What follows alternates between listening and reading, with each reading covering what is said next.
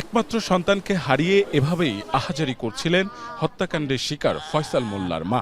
দাবি জানালেন জড়িতদের দৃষ্টান্তমূলক শাস্তির। মাদক ব্যবসায় বাধা দেওয়া আমার সন্তানটা এইভাবে নৃশংসভাবে হত্যা করছে। বিপু আর মাসুদ আমি ফাঁসি চাই। ঢাকা জেলার আশুলিয়ার বাসিন্দা ফয়সাল মোল্লা ঘটনার দিন তার আপন খালাতো ভাই বিপ্লব হাসান বিপুর 2 কর্মচারীর কাছ থেকে মোবাইল নিয়ে চলে যান। পরবর্তীতে মোবাইল ফোন ফেরত দিতে আসলে বিপু তার ভাই মাসুদ এলোপাতারিভাবে আঘাত করতে শুরু করেন। এক পর্যায়ে ঘটনাস্থলে প্রাণ হারান ফয়সাল মোল্লা। ফয়সাল ভাই কিন্তু আমার কর্মচারী লেগে গেছে, মোবাইল লেগে গেছে গা, ওরা কলে মারি হালে দিন, ঠিক আছে।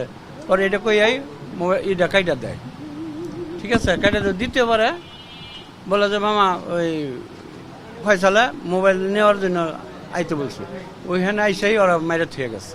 নোভা এলইডি টিভি, ঝকঝকে ছবি, নিখুঁত শব্দ, 5 বছরের ওয়ারেন্টি। নোভা মানে সঠিক মান, নিশ্চিত সেবা। গেল বুধবার হত্যাকাণ্ডের পরপরই ফয়সালের বাবা বাদী হয়ে আশুলিয়া থানায় হত্যা মামলা করেন। পরবর্তীতে পিবিআই তদন্তে উঠে আসে চাঞ্চল্যকর তথ্য।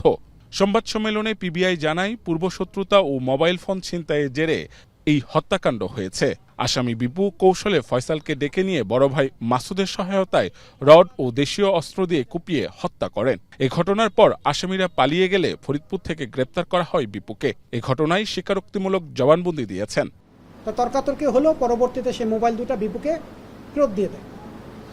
ফেরত দেওয়ার এক পর্যায়ে ওই সময়ই একটা অটোরিকশা নিয়ে এই বিপুর বড় ভাই, তার নাম হচ্ছে মাসুদ, সে ঘটনাস্থলে হাজির হয়।